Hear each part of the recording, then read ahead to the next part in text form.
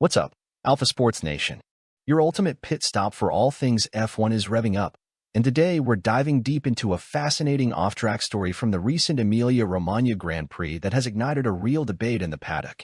If you're a true F1 fan, you won't want to miss this. We're talking about the rising star, Mercedes' own Kimi Antonelli. This young driver, making waves in his rookie season, found himself at the center of a situation during his home Grand Prix at Imola, a track he knows like the back of his hand.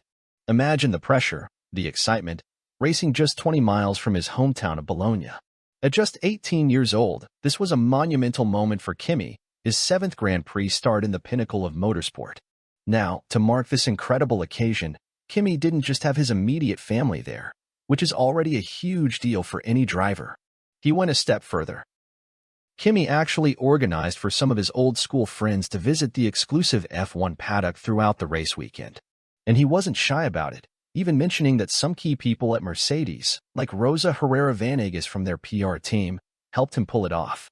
Kimi's intention, by his own words, was incredibly wholesome. It's a good way for them to see with their own eyes this world. They used to watch the races on TV, but didn't actually know what's going on behind it. He even planned activities, a little behind-the-scenes tour, to show them the car and give them a taste of the F1 circus. It sounds like a fantastic gesture, right? A way to reconnect with old friends amidst the whirlwind of F1. But here's where the plot thickens, and the F1 world starts to get divided. While Kimi clearly had some internal approval, whispers from within the Mercedes camp began to surface, suggesting that not everyone was quite so thrilled about this paddock party. And the name making headlines in connection with this descent? None other than Gwen Lagrue. For those who don't know, Lagrue is a hugely influential figure. He's the man responsible for the development of Mercedes' entire pipeline of young, future F1 talents. He's invested heavily in these drivers, literally grooming them for the big leagues. The legendary Jacques Villeneuve, the 1997 F1 world champion and a vocal pundit for Sky Sports F1, was one of the first to bring this to light. Villeneuve, speaking on Sky, didn't mince words.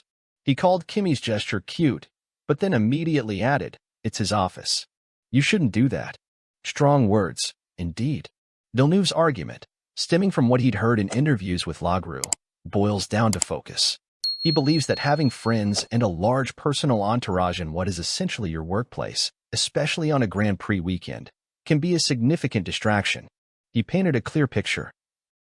It's the same thing when you have your whole family around, your friends. No, this is your office. You need to focus on your racing. And here's the critical point Villeneuve made.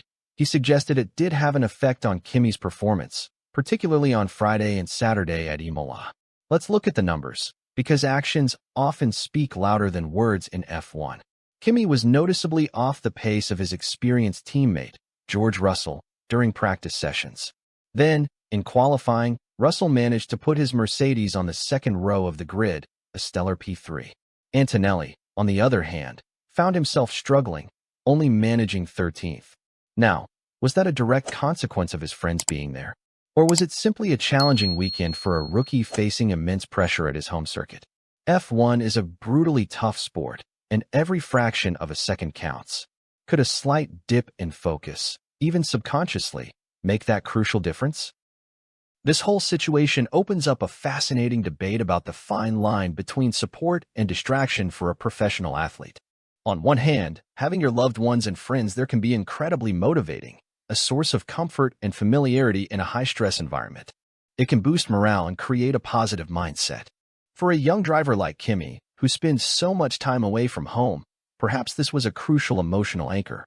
He said himself, "These little things can make the difference." But then you have the opposing view, the office mentality, championed by Lagrue and Villeneuve. They would argue that a Grand Prix weekend is a purely professional endeavor. Every moment, every ounce of focus needs to be directed towards maximizing performance. Is the paddock truly a place for social visits when you're literally fighting for tenths of a second against the best drivers in the world? Is this an instance where a young driver's enthusiasm might have, however innocently, overshadowed the ruthless demands of elite sport?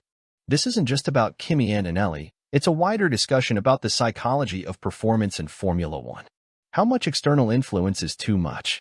Do you believe a driver should be completely isolated in their race bubble, or do personal connections help them perform? This is where you, the Alpha Sports Nation, come in. We want to hear your unfiltered opinions on this one. Do you side with Kimi's heartfelt gesture, believing that a happy driver is a fast driver? Or do you agree with Villeneuve and Lagrue that the paddock is strictly office hours and distractions, no matter how well-intentioned, must be avoided?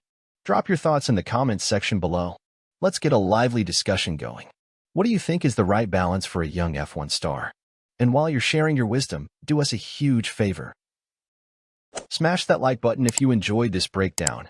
And if you haven't already joined the Alpha Sports family, hit that subscribe button right now. Make sure you ring that notification bell too, so you don't miss out on any of our in-depth F1 analysis, breaking news, and heated debates. You won't want to miss what we've got coming next.